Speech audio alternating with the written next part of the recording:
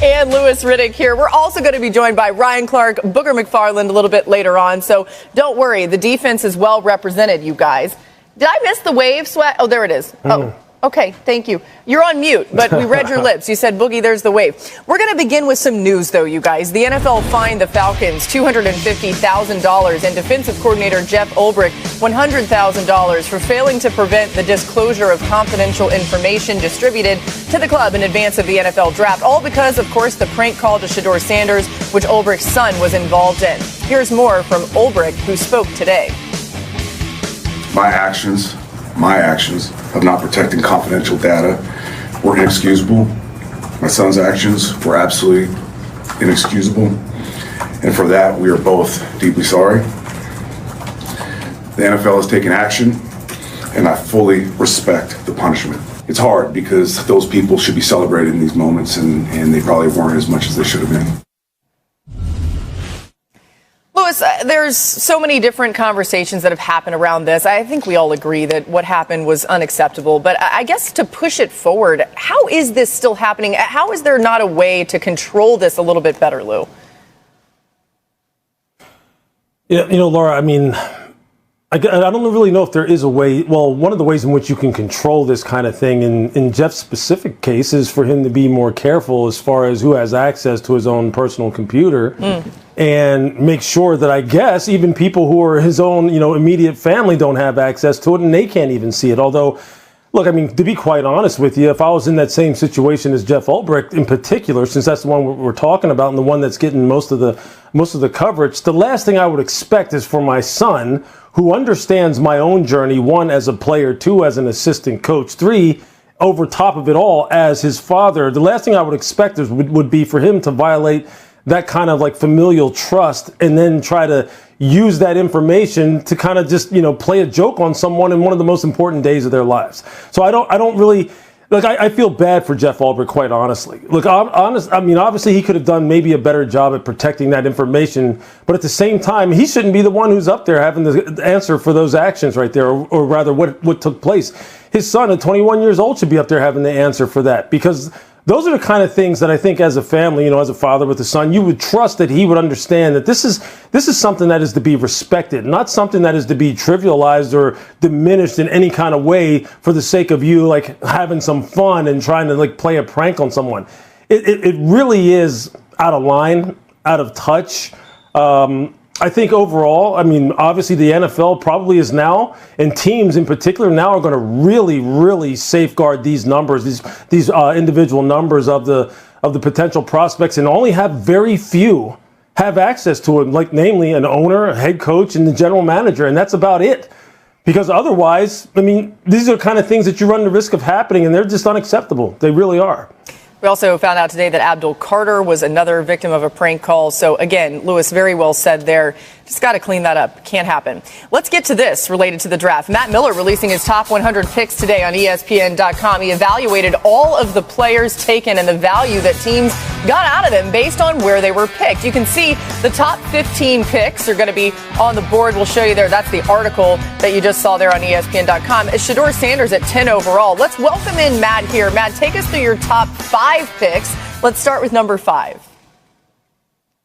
Yeah, number 5, one of my favorite players in the entire draft was Jalen Walker, the linebacker from Georgia who lands with the Atlanta Falcons. I actually had him as my number 5 overall player. So to get him at 15, it was a great value in terms of where he was ranked versus where he was picked. It's also a great scheme fit. This is a team that was desperate, this defense, that went heavy on the edge and at safety in this draft. Let's just stay in the SEC because there's a lot of those guys in this article. Jahad Campbell going number 31 overall to the Philadelphia Eagles. The rich get richer. We just saw Zach Bond have an all-pro breakout year with the Eagles in a role that is very similar to what Campbell can do. He could play off ball. He could play out in the slot as a rusher. He could play as a blitzer. He's a spy going against mobile quarterbacks. As long as he's healthy, he's someone that could be very, very special. We got to get Ashton Genty in here. The number 3 overall player on my board and the final blue chip player on my board after Abdul Carter and Travis Hunter. He is going to be the focal point of the Las Vegas Raiders offense under Chip Kelly, who wants to run the rock between the tackles. If you play fantasy football,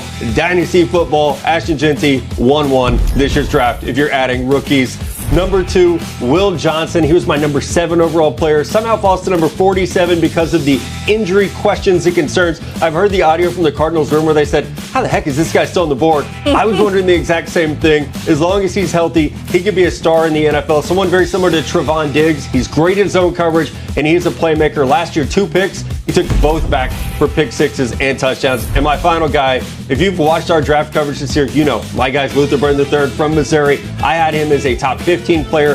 He fell to the Chicago Bears. This is one of those I'm betting that the NFL was wrong and I was right on. Burden can be a factor in the Chicago offense. He'll start as a slot receiver. He was the best of any receiver in this class in terms of yards after catch ability, the way he sees the field, and his speed. At 206 pounds, he can run around you, he can run through you, and he is paired with a great offensive mind in Ben Johnson. Oh, I love it. We'll dive into that just a little bit more. We welcome Ryan Clark to the show. What's up, RC? Glad to have you now. And I'll start with you, Ryan. The biggest difference you think that Ben Johnson will make on this offense now, they've solidified the O-line in a lot of good ways ahead of Caleb Williams and also given him so many options on that offense weapon-wise. You know what's crazy is as much as they've given Caleb Williams options, I think what Ben Johnson can do to take some of the game off of Caleb Williams is where he'll be most impactful. Look at what they've done with building. Now you have Loveland, who's that Sam Laporta type tight end opposite Cole Kmet. On the outside, DJ Moore, Rome Odunze, and Luther Burden. I love the fact that Matt talked about this guy with his run after the catch. If he comes out last year, I believe he has the ability to go even earlier. He had a year that was a little low on stats in Missouri, but when this guy came out of high school, he was one of the best players in the entire country, and he played that way in 2023. It's going to be run game first into play action to keep Caleb Williams from having to do everything that's above the X's and O's. He won't have to do too much. The big thing is about protecting him first and allowing Caleb Williams to play on time. And when you have these types of players on the outside, that allows you to do that. Yeah, I think, look, with Ben Johnson now, with the kind of weaponry that he has at his disposal to really, allow, Caleb Williams to use, I think really it comes down to play design and then play sequencing. And I think that's where really you're going to see Caleb Williams really benefit. Because, look, there was many times last year under Shane Waldron that you wound up watching the tape and going, look, these wide receivers don't have very good spacing. I don't understand why that play call on second down followed the play call that they had on first down. That's Ben Johnson's specialty. And look, RC talked about the fact that, they want to protect Caleb Williams first and foremost. Well, how do you protect him? By running the football, setting up play action, have a real credible running threat. Right, so they rebuilt the interior three of their offensive line. That should be able to get some movement at the point of attack. I said earlier today, Nick Chubb needs to go ahead right now and be beating down the door of the Chicago Bears and saying, hey, look, I want to run behind this offensive line. I want to be a part of this. And Caleb Williams should be going, yeah, Nick, come play for us. Because think about this. Think about some of the people that we have on the perimeter now as far as us being able to stretch the field, attack every blade of grass. Not every team can just load the box and play 8-man fronts. So there's going to be space for anyone. And who's better at calling plays, depending upon how defenses are trying to play his offense, than Ben Johnson? So Caleb Williams, look, in year 2 right now, the sky's the limit for this young man. The sky's the limit. I think, personally, the conversation, RC, is going to quickly turn to how much, him and Jaden Daniels. Now I think it's going to be a conversation where they're going to be talked about together in unison again because Caleb has so much more at his disposal now. And you know what, Lewis? Last offseason, we talked about the Chicago Bears being a great place for a rookie quarterback. Now what they've done, Ryan Poles, and the investment that he's made in this offense and building around Caleb Williams, it truly is what we thought it was last year. So now the look, right? So now the onus is squarely on Caleb Williams' shoulders to execute what Ben Johnson has in place for him because everything around him is ready to go, and it's the ideal situation for a young, talented quarterback. Yeah, we talked about a lot of the ads there. We didn't even get to Colson Loveland, the tight end, who, of course, we all know Ben Johnson loves to utilize the tight end in his offenses. I can't wait to see him be a huge... Matt Miller released an article on ESPN.com. You can go check it out with his top 100 draft picks in the NFL this year.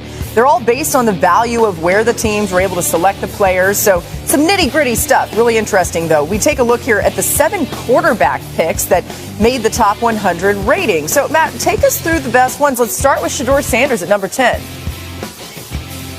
Yeah, I like the value, obviously. I wasn't as high on Shedeur as some folks like Mel Kiper Jr. were, but I did think that he was a second-round pick in this draft, so to get him in the 5th round represents an obvious value, and I do like the scheme fit with Kevin Stefanski's play-action based. They're going to run the ball with Quinshon Judkins and Dylan Sampson added in this draft at running back, so the fit is good. I also like that he's going to be behind some established veterans in Joe Flacco.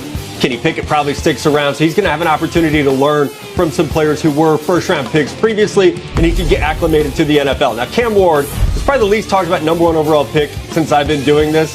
Cam Ward is a baller. He's a playmaker. The fit with Tennessee is going to be fantastic. I wish they had a couple more weapons for him. You can't fill every need in one draft or one offseason, unfortunately, but his arm talent, his ability, the way that he can move in and out of the pocket to find passing windows and then hit you with that shortstop motion. He dials up velocity really, really well. So Cam Ward, a great fit with the Titans. Now, I like the Jalen Milroe fit a lot with the Seattle Seahawks. He's not going to be pressured to play right away. Sam Darnold's there. But we do have a team with Clint Kubiak as the offensive coordinator, who I believe will get him on the field early in some packages as a runner. And that's where he is elite. He could be one of the best running quarterbacks in the entire NFL. So we should see him in some goal line packages. We could even see him in some short yardage packages, taking snaps out of the backfield. And finally, lose guy, Tyler Shough. I didn't like the value. I thought it was a little bit of a reach at 40. However, the Saints need a quarterback who can play right away. After Cam Ward, Tyler Shough is the most pro-ready quarterback in the entire 2025 draft class,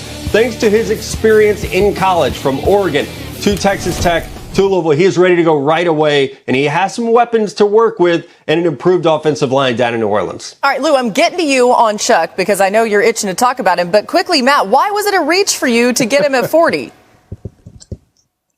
Yeah, I thought he was more of a, just on value, I thought he was more of a late second, early third round pick was where I had him rated. I do worry. My only concern with Tyler Shough is, did he figure it out at age 25? Because he's been in college for 6 or 7 years. And that's a question that really can't be answered until he gets to the NFL. Is he topped out because he's been in college for so long? This guy was Justin Herbert's backup at Oregon. He's been there for a minute. So did he find that success this past year based on his age and the reps that he's had? Or sometimes it's just a guy breaks through. It happened to Jaden Daniels. It happened to Joe Burrow. So we'll see once he gets out on the field. We've sufficiently annoyed Lewis, which is perfect, as you can go ahead, Lou, and defend your guy.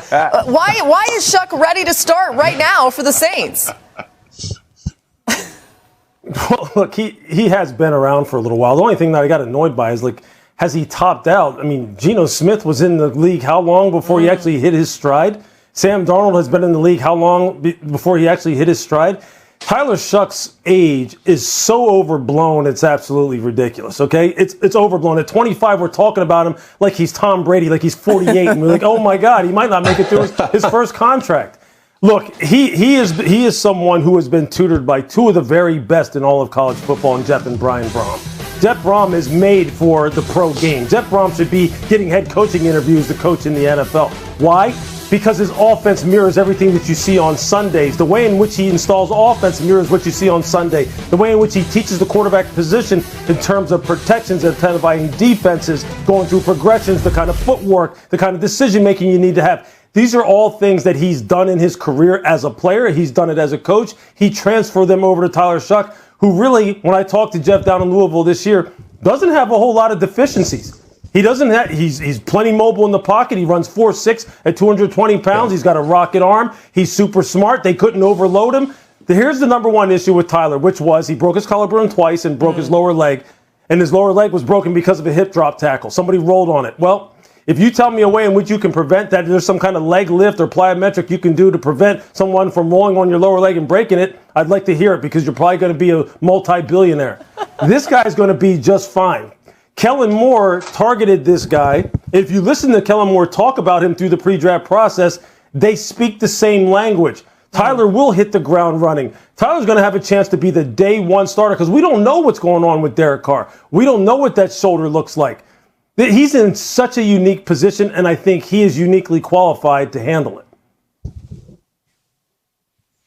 I mean, look, I don't have anything else. I mean, Lou ate the whole meal when talking about Tyler Shough. What did it taste like, Lou?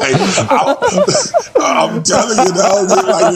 But what I will say is this, Lou. What I will say is this. When I had the conversation over the phone talking about it, the older quarterbacks have found early success in the NFL, and all I had to attribute it to was two guys that Matt mentioned, and Joe Burrow and Jaden Daniels. And coming out of college, whether that's maturity, whether that's understanding how to handle the mental aspect of the NFL, that maturity somehow, I think, plays into how well these guys have played early, beyond the amount of reps that they've had in college as well. So, and New Orleans needed a quarterback. I didn't feel like it was a reach. I disagree with Matt on that because of the status of where they are with Derek Carr. But ultimately, hopefully he can stay in that same vein of the older college quarterbacks that have come out and found a tremendous amount of success. One that I didn't mention is Bo Nix as well. Yeah, I mean, when you look at his age, you can look at that many different ways. I love the fact that Lewis says Kellen Moore and Tyler Shough speak the same language. Well, they should. They were born around the same time. You know, I think about where I was when I was 25. You know, when I was 25, there you go, Art. There you go. When I was 25, I was starting in Washington with the late great Sean Taylor. But that didn't mean I didn't continue to grow. I didn't continue to progress. I didn't continue to ascend. What that does tell me is Tyler Shough may be in a position of maturity where he is ready to start in New Orleans, which isn't a perfect place for a young rookie quarterback. You will need a level of maturity. You will need to understand how to handle adversity. I believe Tyler Shough has some experience in that. What I do know is he can flat out throw a football. He understands where it needs to go, when it needs to get there, and exactly where it needs to be on the receiver to give him the best opportunity to catch the ball. That's what it takes to be a quarterback in this league. There's enough film on him to know what he can do well. He also has enough experience to communicate that to Kellen Moore. I believe this is an extremely good pick for the New Orleans Saints. It's going to be, do they have enough around him to protect this quarterback and allow him to grow? Lou wanted dessert there for a second. I see you asking for a little more. You see those hand signals? I saw you right there. I just wanted to say one other thing. Last year, remember, a lot of the talk surrounding Bo Nix centered around his age. Chad, I have one question. Centered around the fact that he had been in college a long time, and we were like, hey, you know what? Bo Nix may be topped up. Bo Nix may not get any better. But Sean Payton saw something that a lot of people didn't. And a little birdie has told me Sean Payton really likes Tyler Shough, even though he didn't need a quarterback. I heard that, birdie. I have one question for you guys. How is it that I'm on today with the three best dressed men at ESPN and I'm the only one that wore a suit and tie? Yeah, what happened happening there? There was a group text that went out. You didn't get that memo. Because you think it's mid-November. ESPN. Matt, that's because I do it so much, I ain't got nothing to prove. Oh, listen, I was about to say mid-November swag compliments the guy that they're next to. A guy who is scheme diverse. We don't talk about how many double teams, how many tackles for loss. It's almost just like toying around with rushing the passer. Those were really the terrorizers in this game. Great defenses dictate to the offense what they're going to do. All right, I better see huge smiles from the four of you, okay? Because all you ever want to do is talk about defense. Now we have even more defense as we welcome Booger McFarland into the show. Let's do a deeper dive into what it takes to play defense at the highest level. This is going to be chicken soup for our defensive souls, okay? Take a look at this clip of Ravens first-round pick Malachi Starks, favorite of mine, when he was asked to break down one of his interceptions. You probably know this one right off the bat when you see what this play is. So impressive. You see why he was a pick by the Ravens, especially in the first round. Lou, take us inside what exactly he's talking about there. Well, he said first and foremost, Laura, that they were playing cover 3. So that's 3 deep, 4 under coverage that everyone plays. It's a day one install type of coverage. And he's saying, look, we have 3 by 1, and you count from the outside in, 1, 2, and 3. He said that there are only so many routes that they run with a tight end at 3 and speed at 2, meaning a wide receiver, a fast guy. There you see Malachi. He is the hook curl defender. He said he was supposed to get an undercall, so he would jump this little smash route underneath, and the corner would wind up taking his guy, who you see is about to cross the 50. Corner doesn't give it to him. They're in cover 3. He said, look, I made him feel like though he beat me. I don't know if that's the case, But nevertheless, he does a nice job of kind of trying to pin him to the boundary. And then he goes up high and high points the football. He should have been outside leverage on that slot fade. And he said, hey, you know what, I was just baiting him. I was trying to get him to throw it, But, that's what he's supposed to say. I'm sure Kirby Smart came to the sideline and was like, you better get your rear end outside on that. You have middle of the field safety help. But what it is, it's cool. Like when you hear that, as RC knows and as Marcus knows and Booger knows, that is sweet music to us when people start talking like that. 3-by-1, tight end at 3, speed in the slot, where's your help, all that stuff. Although, Booger and Marcus, most times they just want to know where the strength is and whether or not they're rushing or playing and run. That's all they want to know anyway. That's all they want to know. Yeah, I love listening to Malachi because you can see it points to the way Kirby Smart teaches defense at Georgia. I got an opportunity to play for Nick Saban. You get from most college coaches, and him, Malachi Starks, just go through the progression of understanding not only tips and tendencies and formation alignment, but also how he's supposed to play through the integrity of the defense. This is a guy who can make plays on the back end. We saw him play a ton of slot last year, so I'm extremely interested to see how Baltimore will acclimate him into this defense, especially with Kyle Hamilton and Ardarius Washington, who are extremely solid at the safety position. Kyle, obviously a star. How does Malachi Starks factor in? Because Marlon Humphrey is a slot guy as well. Hopefully the people out there listening, now they can finally debunk that theory that everybody on defense is not smart. All you guys do is see ball and hit ball. There's a lot of nuance involved in how we play defense. There's a lot of details involved. And I think you saw a little bit of that in Malachi Starks. We all talked about his workout at the Combine or his pro day, like the numbers didn't exude that of being a first-round pick. But when you see the instincts, when you listen to the football smarts, the football character, you can see why he went first round over guys who tested bigger, faster, stronger, went in the second round. And so that's just a little peep inside what we do on defense. I know we make it look violent, like we just see ball and hit ball, but there's a lot of nuance, dare I say, rocket science involved in some of these defensive complexities. Boy, ain't no rocket science. Don't you do that. Come on here with your golf shirt on and try to make us all seem like we Josh Dobbs. There were absolutely, Laura, it was absolutely sometimes I saw the ball and I went to hit the ball. Okay, but that's the nuance of it all, right? Like, you guys, listen, you may be painted a certain way that, you're out here just, trying to attack people, but no. It's delicate at times. It's very smart and strategic. Swagoo, I've heard your falsetto, so I know this is true. Go ahead. You already know it. You already know it. Well, we different. We different from RC because RC would absolutely black out in games and not worry about anything but trying to send somebody to the hospital. So he's speaking from a completely different prism than me and Boog and Lou. Yeah, we like to hit people hard, but we were definitely not trying to end them. Here's the thing, man. Like, right. It always reverts back to the things we heard. And RC mentioned we played for Saban. Lou played for Nick Saban, and Boog obviously played at a very high level. Was a phenomenal D tackle. Half of defense is knowing where to be. Like, we used to hear it all the time.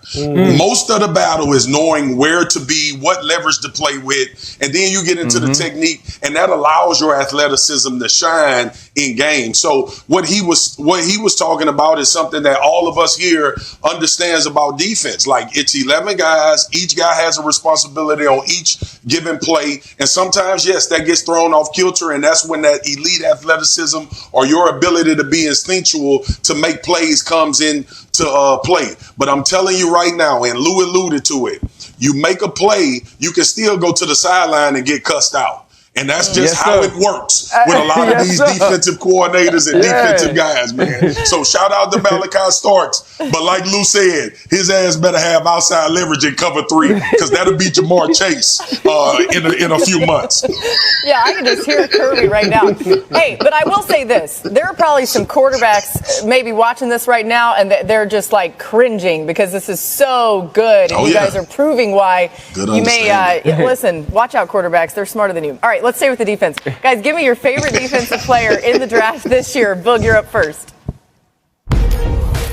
Yeah, I'm going to BC and Donovan Ezaraku. I love guys that are a little undersized, may not be the biggest guy, 6'2", 248 pounds. You call it undersized, but he's got long arms. Second in the FBS with 16.5 sacks. I just love how he plays, man. Like, he plays like his legs and his hair is on fire, coming off the football, going toward the quarterback. He will be an impact player for the Cowboys, especially if you get him on one side. If they ever get Michael Parsons signed, I can see that becoming a nice tandem. Yeah, for me, it's James Pierce from Tennessee, who the Atlanta Falcons moved up in order to get and sacrificed, I believe, a future number one pick in order to move up in order to get him. Look, James Pierce has, to me, Javon Curse-like movement qualities. That long, angular body at 6'5", 250, who runs 4.4. I mean, come on, that's just ridiculous. That should be illegal in the NFL, all right? And he can absolutely blast you. He's got to be an impact player. Yeah, I'm going with Maxwell Harrison. I call him the congratulator. I call him the Mr. Hug. He was showing love to everybody who was in the green room on that night on draft and Thursday, and what he can do from the defensive side of the ball. He's intelligent. He has ball skills. He runs 4.2. I was told he was one of the best interviews amongst all DBs. Listen, man, I don't know what everybody else was paying attention to, but I was solely locked in on Jordan Clark, the son of Ryan Clark, and trying to figure out where he's going to get drafted or where will he end up in free agency. Slot corner, a nickel corner who can play physical, has to be able to come up and tackle, but defend the middle of the field, which is valuable property in today's NFL. Jordan has got a great shot at making this New York Jets football team. Aaron Glenn, who I played with as a cornerback, undersized, played bigger than his stature, but also understood the game cerebrally. And I think that's what my nephew will do based on who his dad is and now under the tutelage of Aaron Glenn with the New York Jets. I was being real on this analysis too, RC. Yeah, you were. Because you know I can get personal. Man, I appreciate y'all, man. Listen, the love that all you guys have shown me throughout this process, man, it's been amazing, dog. Like, it truly... .com. J.J. McCarthy took the field for the first time yesterday since he would assumed to be the starter in Minnesota. He certainly is going to be under some pressure this season after Sam Darnold nearly took them to the NFC Championship, but McCarthy explained why he's ready for the moment. Personally, I think the more pressure, the better for me, because, you know, that's something I thrive off of. And, you know, they always say the cliche, pressure is a privilege, but that's something that you sign up for when you play in the National Football League, especially at the quarterback position. And, you know, I feel like pressure, all it does is just bring out what's inside of you. And, you know, I feel pretty good about what's inside of me. That's where I feel most comfortable, is when, you know, the lights are the brightest, the stage is, you know, the biggest stage out there. And, I know it's going to be a lot more of that to come. Look, I want everything to go really well for J.J. McCarthy, so I just want to say that first and foremost. But let's say early on it doesn't. What happens then? Well, I don't think anything off the top happens. If you think about this, Laura, they got a lot invested in him. They decided not to sign Sam Darnold back. And it's J.J. McCarthy's show, and he's going to make mistakes. This is essentially his rookie year. Didn't play at all last year, so you can't expect a rookie to come in there and pick up things and be up to speed just yet. So he is going to struggle. You just got to continue to work at it rep after rep after rep. I think we all agree he's in a very good position with the weapons, the play caller. He should be in good shape, but even he is still going to struggle with all those weapons. Yeah, Laura, I think he is in such a good spot in terms of what he has surrounding him, you know, starting with the head coach and Kevin O'Connell, and then, you know, having the kind of coaches and support that he has and the teammates that he has and the way in which he is wired internally. Think back to the days, you know, of Jim Harbaugh coaching him at Michigan and the kind of things that Jim said about him, about what this young man is made up of and how he is wired. I think he is uniquely qualified to handle the pressure of having some ups and downs in his first season as a regular starter and being able to fight through it and letting all that talent shine through and elevating everybody around him. I can't wait to see him play. I don't think he's going to fail whatsoever. You know, I was thinking about this, and JJ is set up for success, and obviously we know what has happened in Minnesota with Sam Darnold leaving. And I'm gonna just throw this out there. I wonder would they explore a revisit with Kirk Cousins as a backup, just because of the history that they have. I know the money is a part of it, and I know all of that.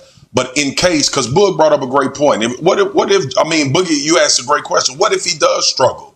and you have no one to go to, is he ruined? Now, we have a lot of faith in Kevin O'Connell. We've seen what he's done with quarterbacks. But I just was wondering with the guys up here, would that be something worth potentially revisiting? Or do you think that would be too much pressure on J.J. McCarthy? I'll shoot that to you, RC, since you haven't commented on this. Yeah.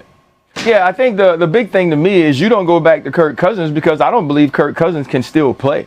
And what you'd have to pay if the Atlanta Falcons don't pay part of that salary will be too much money for a backup. And on the other side of it, when you don't re-sign Sam Darnold, you tell J.J. McCarthy it's your show.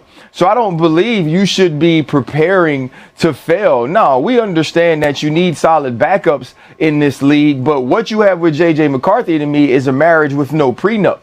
You had the prenuptial that you could put in place with Sam Darnold. You're now saying this is your show. And if it doesn't work, you get to take half. And J.J. McCarthy has the talent to be everything he needs to be in Minnesota. We've seen Kevin O'Connell work extremely well with a plethora of quarterbacks and bringing back Sam Darnold to get him an opportunity to be the starter in Seattle. I think J.J. McCarthy has the talent. Now it's going to be the patience to allow him to get comfortable in that position. And with all that talent around him, I expect him to have an extremely successful year, even if it doesn't start off great early. Patience is such an important word in all this. And as you all know, there's something to be said for that confidence being shown to you by the organization. It's just real as a human being. It makes you feel better to know that they believe in you. But we're all saying that in the offseason. It'll be really interesting to see if we get somewhere into the actual meat of the season. Exactly. Okay. Well, you said it, Swag. I didn't. All right. There are some important situations that still need answers. Let's talk Pittsburgh Steelers. They brought back Mason Rudolph after his one-year stint with the Titans, and then drafted Ohio State's Will Howard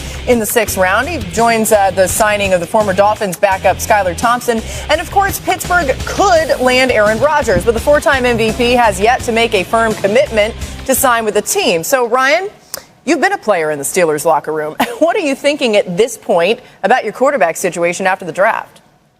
That they better have either the steel curtain or the 2008 Steelers defense if they want to be a team that could be near 500. Listen, they put themselves in an extremely difficult situation, whether it was waiting on Aaron Rodgers or not addressing it in free agency or not picking someone in the draft before they picked Will Howard that could be a viable starter for this year. When you look at the plan that Omar Khan has put in place, I don't believe this allows you to compete with the Baltimore Ravens or the Cincinnati Bengals, even the Cleveland Browns improving, and we know how good that AFC is. This could be the first losing season of Mike Tomlin's tenure as Pittsburgh's head coach. Yeah, I'm just thinking, here we go again. As a defensive player, I'm starting to get ready to lift these weights and run these hills. And I'm like, here we go again. Like, how are we going to score more than 17 points? Like, so why am I out here busting my behind, running, trying to get bigger, faster, stronger? And y'all going to get a 42-year-old off the beach with a blanket around his shoulders to play quarterback for us. Like, at some point, y'all got to help me help you. And so I'm just saying to myself, like, here we go again. Are we going to do this one more time?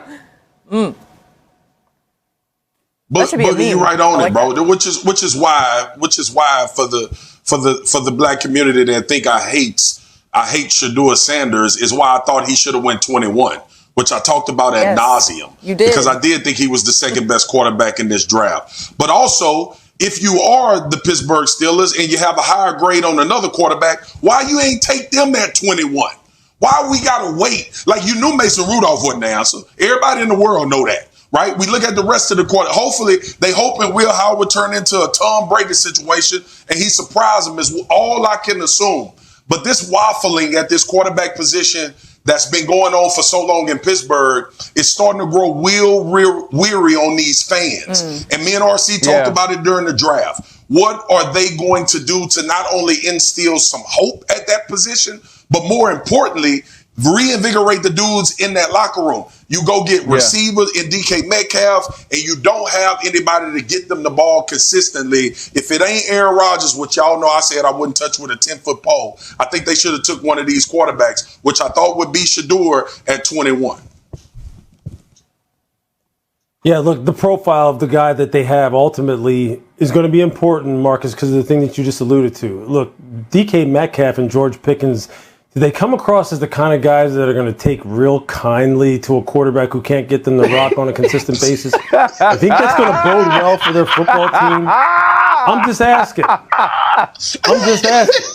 You know what I mean? They gonna beat him up. They gonna beat him up. Need to make sure.